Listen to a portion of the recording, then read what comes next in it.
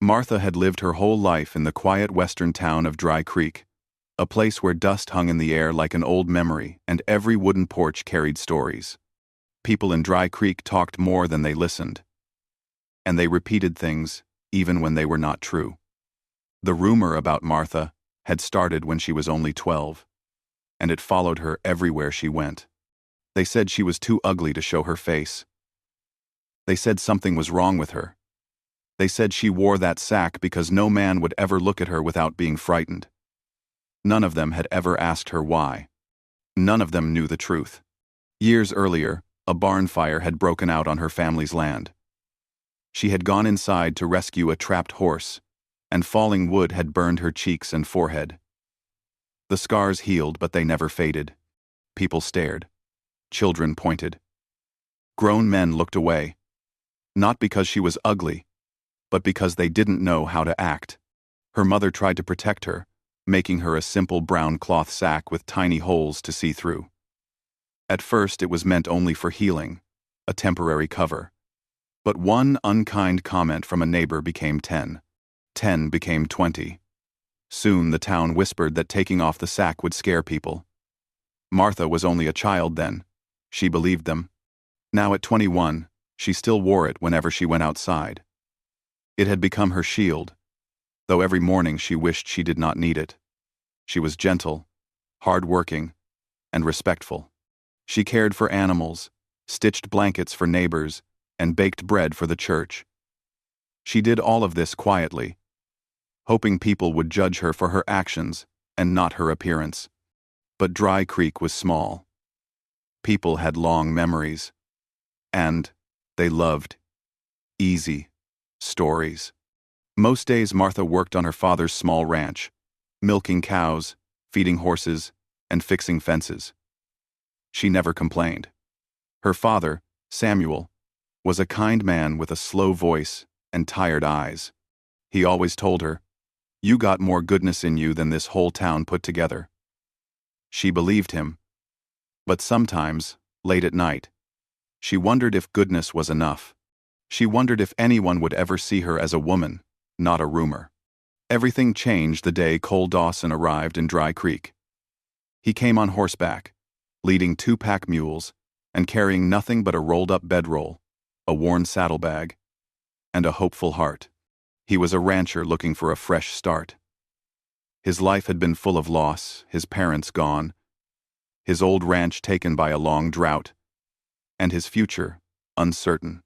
All he wanted was a place to call home again, where the earth was kinder and the people gave a man a chance.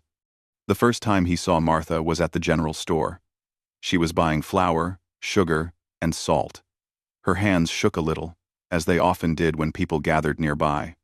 The store was full that morning, farmers, cowboys, and ladies buying supplies. As she stepped aside to let someone pass, her basket slipped from her hand and fell to the wooden floor. The flour sack burst open, spilling white powder everywhere. A few townsfolk giggled. Someone whispered loudly, "She can't even carry a basket right." Before Martha could kneel to clean it, Cole stepped forward. He didn't hesitate. He didn't stare at her sack-covered face. He didn't whisper. He simply bent down, picked up the items, brushed them off gently, and handed them back. "You okay?" he asked in a calm, warm voice. Martha froze for a second. Most men didn't talk to her unless they had to. Even fewer spoke kindly. She nodded. "Thank you," she whispered, from behind the cloth. "No trouble," Cole said. "Accidents happen." For the first time in a long while, she felt seen. Not judged, not avoided, simply seen. She walked out of the store with her heart beating faster, wondering who he was and why he had treated her like she mattered. Cole asked the storekeeper about her, curious about the girl who hid behind a sack but carried herself like someone stronger than she believed. The storekeeper shook his head. "That's Martha. Don't waste your time. Folks say she's too ugly to marry. She's strange, too quiet. Best to stay away." Cole didn't understand. Ugly? Because of a sack on her head? "Because of what's under it," the storekeeper said in a low voice, enjoying the gossip. Cole frowned. The idea bothered him more than it should. A woman's worth wasn't in her face. He shrugged it off, but couldn't forget the softness of her voice or the sadness in her posture.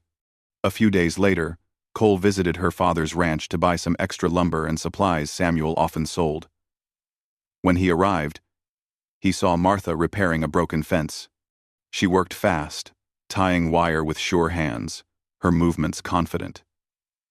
She didn't see him at first. Cole dismounted slowly and watched her work for a moment. The way she moved with quiet determination impressed him. She wasn't weak. She wasn't strange. She wasn't someone to pity. She was someone to respect.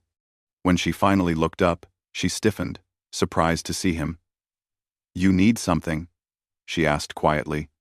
"I'm buying wood from your father," he said. Then he nodded toward the fence. "You're good at that." She looked down, almost shy. "I grew up doing ranch work. It keeps me busy." Cole smiled a little. "Looks like you keep the whole place standing." A tiny sound escaped her, a soft breath that might have been a laugh. She wasn't used to compliments. She didn't know how to hold them.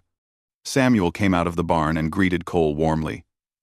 They talked for a few minutes, arranged a fair price, and loaded the wood onto Cole's wagon. Martha stayed nearby, helping tie the ropes, careful not to drop anything this time. Cole thanked her again, and she nodded. But there was something new in her eyes. Something like hope. The next week, Cole met her again near the river. She was carrying water buckets, and one was too heavy. He rushed forward and helped without being asked. She tried to protest, but he insisted. "What kind of man lets someone carry this alone?" he said lightly. She stood quietly beside him, the wind lifting the corner of her sack slightly. Cole didn't try to look. He respected her privacy. But he noticed her hands were gentle, gentle enough to hold a frightened foal, gentle enough to heal anything except her own hurt. After that day, Cole found himself thinking about her more than he expected. Her quiet strength, her kindness, her loneliness. He didn't see a girl hiding behind cloth. He saw a woman burdened by the world's unfair words. Meanwhile, the townsfolk began whispering again. They noticed Cole talking to her. They didn't like it. They tried warning him, telling him she wasn't right for him, telling him she wasn't pretty, telling him she should stay hidden. But their harsh words only made him more curious. Why judge someone for a face no one had even seen? Why call her ugly when they had no understanding of who she really was? One hot afternoon, Cole approached her father's ranch again, but not for supplies. He simply wanted to see her. He found her feeding a horse near the barn. The horse nudged her softly, clearly trusting her. Cole watched for a moment before speaking. "You have a way with animals," he said. She looked up and felt a warm flutter in her chest. "Animals don't judge," she replied softly. "They only feel your intentions." Cole stepped closer. More people should be like that. Martha didn't know how to answer. She had talked to men before, but never like this. Never with someone who wasn't afraid to stand near her. As they spoke, the midday sun cast soft shadows across the ranch. The moment felt simple, peaceful. For the first time in her life, Martha wondered what her life could be if someone saw past her scars. She wondered if maybe, just maybe, there was a future where she did not need the sack anymore. She didn't know yet. But this was only the beginning. Cole wasn't going to walk away. Not now. Not ever. Cole kept finding reasons to visit Martha's ranch. At first he told himself it was just friendship, just curiosity, just kindness. But deep inside, he knew it was more. Something about her kept pulling him in her quiet voice. Her gentle hands. The way she looked down when she spoke, as if she believed she didn't deserve to be seen. Cole saw all the things she never believed about herself. She was brave.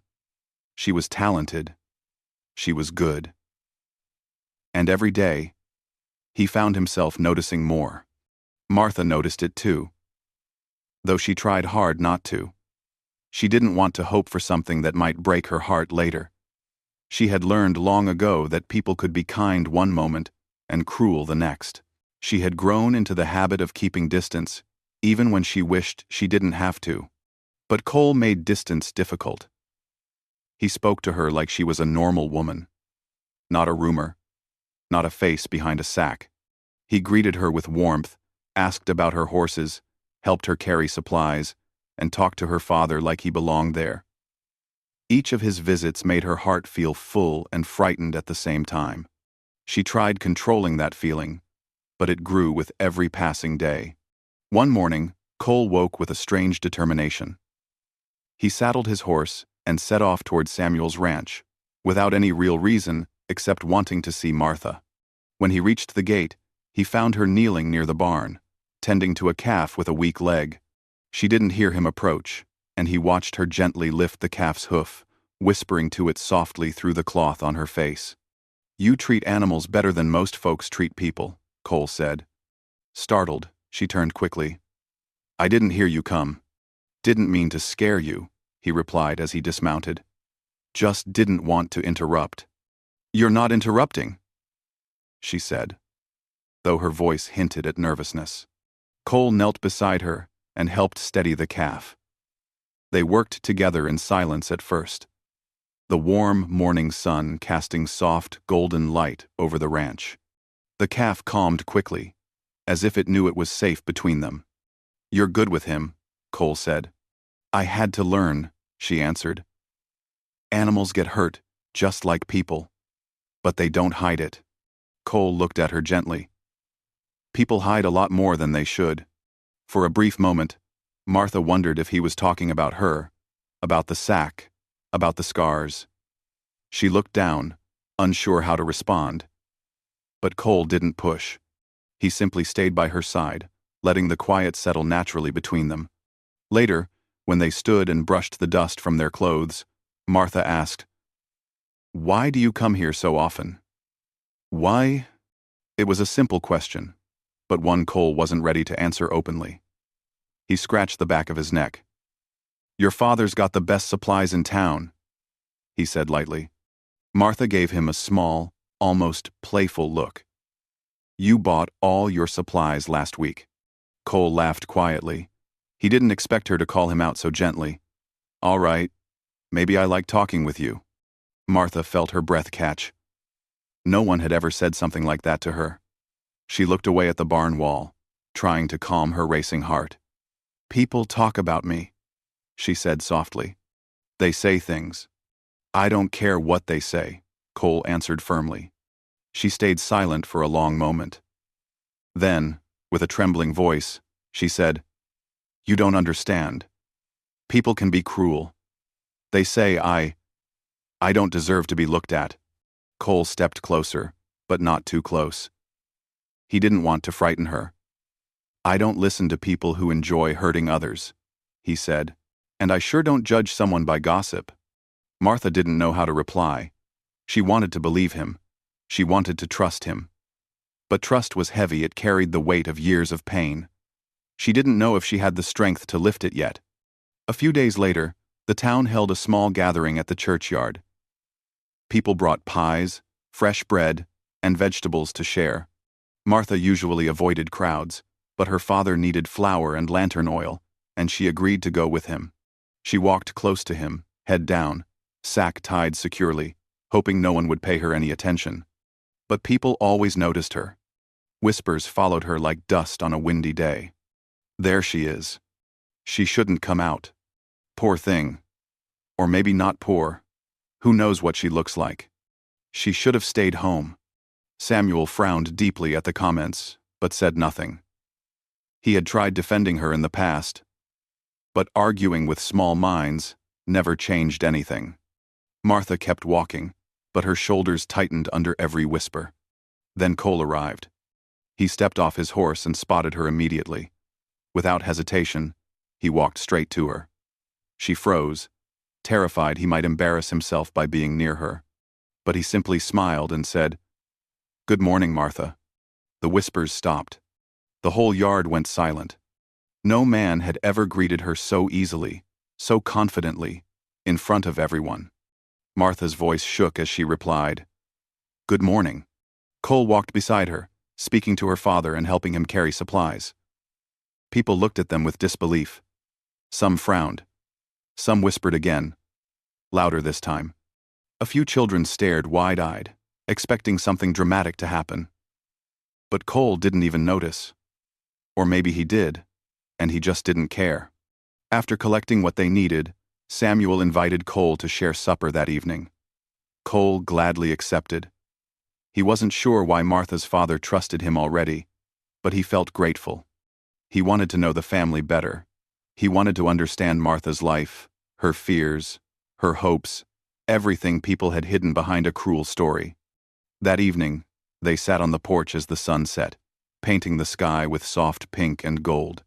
Samuel told stories about ranch life, about storms they had survived, about the early days of Dry Creek. Cole listened with genuine interest, laughing at parts, asking questions, and sharing his own stories from the ranch he once owned. Martha mostly stayed quiet, but she listened closely. Sometimes, she looked at Cole's hands as he spoke, noticing how steady and strong they were. Sometimes, she listened to the calm tone of his voice, wishing she could hear it every day. Sometimes, she wondered if he would still talk to her this way, if he knew what her face looked like. As the night grew darker, Martha brought out warm bread and fresh butter. Cole thanked her, his eyes softening. She almost dropped the plate, surprised by the warmth in his gaze. It wasn't pity. It wasn't discomfort. It was sincerity. When he left that night, he said softly, "I'll see you again soon." Martha hesitated before nodding, but inside, something small and hopeful flickered. Over the next week, Cole visited nearly every day. Sometimes he helped Samuel mend fences. Sometimes he fed the animals. With Martha, sometimes they simply talked in the shade, sharing small stories about their lives. Nothing heavy, nothing painful, just enough to feel closer. The town watched, confused and restless. People tried warning Cole again. "She's not for a man like you. She's hiding for a reason. You'll regret getting close." But Cole only grew more protective of her in his heart. Their warnings made him angry not for himself, but for her. He couldn't believe how cruel people could be to someone who had never hurt anyone. One afternoon, as he and Martha fixed a broken gate together, Cole finally asked the question he had been holding in his heart for days. "Do you want people to stop talking about you?" Martha tightened the rope she was pulling. "People will talk no matter what I do. I mean, do you wish things were different?" She paused. Her hands trembled. Her voice softened. "Every day," she whispered. Cole didn't touch her, didn't move too close. But his voice was gentle and steady. "Then maybe things can change." Martha looked up just slightly, just enough for him to see the fear in her eyes. "Not everything is in your hands," she said quietly. Some things are too broken to fix." Cole shook his head. "I don't believe that." She turned away, her breath shaky, unsure if she should believe him or run from him. But she didn't run. She didn't step back. She stayed right where she was. And for the first time in her life, she wondered if someone might actually stand with her, even if he eventually saw the truth she hid behind the cloth. What she didn't know was this: the storm that would reveal everything was already on its way. The day the storm arrived, the sky felt different even before the clouds turned dark. The wind carried a strange heaviness, as if it knew something important was about to happen. Cole left his small cabin early that morning, planning to help Samuel repair a water trough. He did not expect the sky to shift so quickly. By the time he reached the ranch, the air was thick, the clouds rolling like waves across the mountains. Martha was in the yard when he rode up. She was carrying a small rake and guiding a horse into the barn. The wind tugged at her dress and pulled at the corners of her sack, making it flutter. When she saw Cole, she felt a sudden calm, as if the storm bothered her less just because he was there. "You came early," she said softly. "Thought I'd get ahead of the work before the weather turns," he replied while glancing at the sky. "Looks like trouble." A low rumble of thunder rolled across the land. The horses in the field lifted their heads, restless, stamping the ground nervously. "We should bring the animals in," Martha said. Cole nodded and helped her guide the horses toward the shelter. They worked quickly, but the storm moved faster. The wind grew louder, whipping dust into their faces. A sharp crack of lightning split the sky, followed immediately by a crash of thunder that made the barn walls vibrate. Samuel rushed out of the house. "Storm's stronger than the others," he warned. "You two finish fast and get inside." Martha and Cole exchanged a worried glance. There were still stray animals out near the lower field, including a mare that had been uneasy for days. Martha insisted on checking them. And without hesitating, Cole said, "I'm coming with you." They headed down the path toward the lower field, pushing against the wind. The air smelled like rain and electricity. The clouds above seemed to reach down toward the earth. When they reached the small corral, they saw the mare trapped near a broken section of the fence. The animal was trying to free her leg from a fallen post. Martha rushed forward without thinking, her instincts guiding her like always. "It's all right," she whispered to the frightened animal. "I'll help you." Cole held the post steady while Martha carefully loosened the mare's leg. The horse whinnied loudly, kicking in fear, but Martha used her calm voice and gentle touch until the animal finally relaxed. Just as they freed the mare, a bright flash of lightning struck a nearby tree. The explosion of sound shook the ground. The blast startled the mare, and she bolted out of the corral. Cole tried grabbing Martha's arm to pull her away, but the energy from the strike knocked all three of them backward. Martha fell hard, hitting the ground. The wind blew fiercely, lifting loose straw and dirt into the air.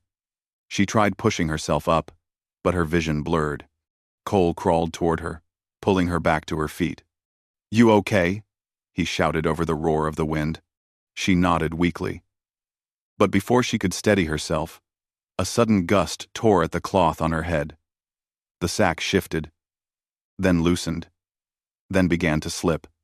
Martha grabbed it quickly, pressing it back down. Her breathing was sharp and uneven. Panic filled her eyes. "I can't lose it," she whispered desperately. "Don't worry," Cole said gently. "Let's get inside first." But another violent gust of wind swept through the field, and this time, Martha couldn't stop the cloth from slipping. The knot that held the sack in place loosened from the force. She clutched the edge of it tightly, but the storm tugged harder, like nature itself was determined to reveal the truth she had hidden for so many years. "Martha, we need shelter," Cole insisted. Her hands shook. She tried to hold the cloth to her face with one hand while steadying herself with the other. But the storm pushed again, stronger this time. The sack tore slightly, ripping near one corner. She gasped, stumbling backward. Cole reached her just in time, catching her before she fell again. "Martha, I've got you," he said softly, even though the storm roared around them. But she shook her head, terrified. Cole didn't understand the full meaning of her words until the next powerful gust came. The sack was yanked upward, slipping halfway off her face. She tried pulling it down, but her fingers trembled too much. The wind tugged once more, and the cloth lifted completely, spinning into the storm before disappearing. Martha froze. Her breath stopped. Her hands rose halfway to her face before falling uselessly at her sides. The world went silent inside her mind. Even as thunder cracked above, she felt exposed in a way she couldn't describe, like every scar, every memory, every pain she carried was suddenly visible to the whole world. Cole looked at her, but he didn't gasp. He didn't step back. He didn't flinch. He simply stared, stunned not by the scars, but by the story they told. Her cheeks showed the marks of the fire, faint but real, like threads of old pain woven into her skin. Her forehead carried a longer scar where the wooden beam had struck years ago. Her eyes, however, those soft, brown, frightened eyes, held a depth he had never seen in anyone. She turned away, shaking violently. "Don't look at me," she whispered, her voice breaking apart. "Please, don't." But Cole gently placed his hand on her shoulder, not forcing her to turn, not forcing her to face him, just letting her know he was there. "Martha," he said quietly, though his voice carried above the storm, "I'm not afraid." She covered part of her face with her hands, unable to stop her tears. "You don't understand," she cried, her voice trembling. People said no one should ever see me. They said I would scare them. They said I should hide forever." "They were wrong," Cole said firmly. She shook her head. "You don't have to pretend. I know what I look like." He stepped closer, close enough for her to feel his presence, but not trapped. "You look like someone who survived something terrible. Someone who kept going when others would have given up. That's not something to hide. That's something to respect." Martha lowered her hands slowly, her tears mixing with the rain. She expected him to turn away at any moment. She expected disappointment. She expected the same reaction she had feared for years. But Cole's expression remained steady, softened by understanding, warmed by admiration. The storm raged around them, wind pushing their clothes, thunder rolling across the valley. But in that moment, it was as if the rest of the world faded. Only the two of them remained standing in the open field, one trembling with fear, the other holding steady with a strength she didn't know she needed. "Martha," he said, his voice low and honest, "I'm glad the wind finally let me see you."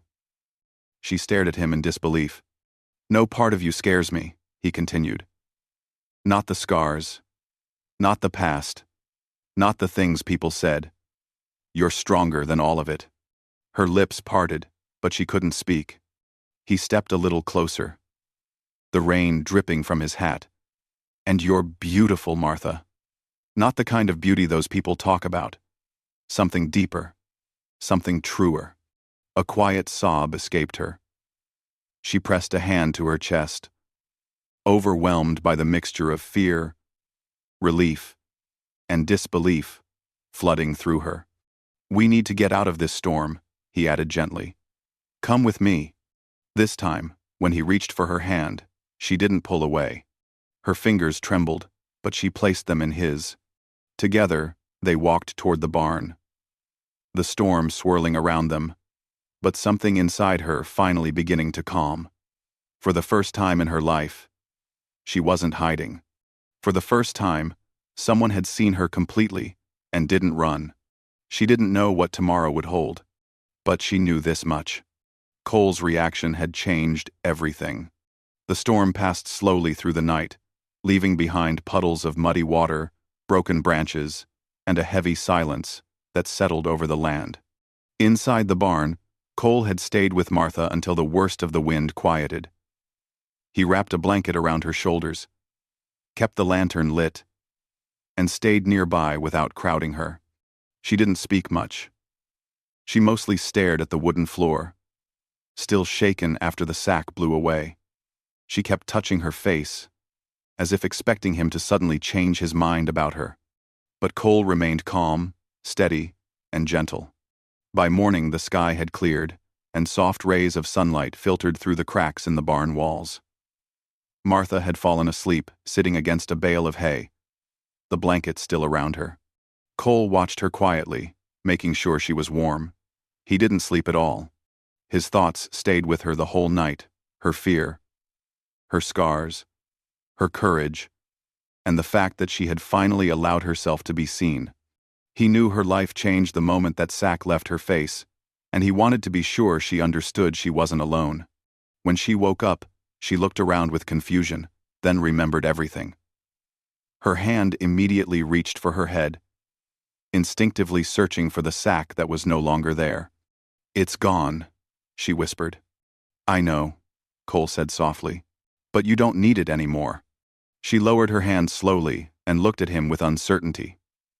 The light of morning touched her face, revealing the faint scars more clearly, but also revealing something else: strength. A quiet strength she had never noticed in herself. "You shouldn't say things you don't mean," she murmured. "I've never meant anything more," he replied. She didn't know how to respond. Her heart pounded in her chest, mixing old fear with new hope. She had never imagined a moment like this. A moment where someone saw her completely and still looked at her with kindness. Outside, Samuel's voice carried from across the yard. Cole helped Martha to her feet, and she wrapped the blanket tighter around herself before stepping outside. The ground was wet, the air cool, and the sky clear. Samuel hurried toward them. "Martha, there you are," he said with worry. "I was searching everywhere." He placed his hands on her shoulders, checking if she was hurt. "I'm all right, Pa," she said softly. Samuel's eyes moved to Cole, and then slowly, very slowly, they moved to Martha's face. His expression tightened slightly, not from disgust, but from the surprise of seeing her without the cloth she had worn for so many years. He swallowed hard, fighting the emotion rising in his chest. He wasn't ashamed of her, not ever, but seeing her scars again made him remember that terrible night long ago. "You don't need to hide anymore," Cole said gently, though Samuel had not asked anything. Samuel looked at Cole carefully, studying him with the protective eyes of a father. Then he looked at his daughter again, seeing the fear in her eyes. He placed a gentle hand on her cheek. "You're still my girl," he whispered. "Nothing changes that." Martha breathed shakily, relieved that her father still accepted her. But the fear of the townspeople remained in her heart, heavy and cold. Cole saw her expression and stepped forward. "Let me walk you to town today," he said. "Both of you." Martha hated the idea of facing people. She wanted to cover her face again, wanted to hide in the barn or stay inside the house. But a small voice inside her whispered that she was tired of hiding. Maybe she didn't want to be invisible anymore, and maybe she wanted Cole beside her. She took a deep breath. "All right," she whispered. Later that morning, the three of them headed toward Dry Creek. Cole walked on her right, Samuel on her left. Martha kept her eyes low, but she didn't cover her face. Every step felt heavier than the last. Her hands shook slightly as she clutched the blanket over her shoulders. When they reached the edge of town, people immediately noticed. Conversations stopped. A few shop doors opened. Someone gasped. A few children stared with wide eyes, not out of cruelty, but curiosity. Adults whispered behind their hands. Others froze in place. Martha felt her throat tighten. Her heart pounded painfully. She wanted to disappear. But Cole reached out and took her hand gently. Not forcing, not pulling, just offering. She hesitated, then held his hand tightly. That single gesture changed the air around them. Everyone saw it. Everyone understood what it meant. Cole wasn't afraid of her. Cole wasn't embarrassed. Cole chose her. A few of the townspeople exchanged shocked looks. They didn't know what to think anymore. The story they had repeated for years, that she was too ugly to look at, that she needed to remain hidden, collapsed in front of them. The girl behind the sack wasn't frightening. She was simply human. Mrs. Alvin, the butcher's wife, approached first. She stared for a moment, blinking slowly. Martha braced herself for harsh words. But instead, Mrs. Alvin said, "Child, you must have been so scared all these years." Martha's eyes widened. She expected judgment, not sympathy. I didn't want to trouble anyone," she whispered. "You never did," Mrs. Alvin said, shaking her head sadly. "It's the town that failed you, not the other way around." Others stepped forward too, some apologizing softly, some simply looking at her with new understanding.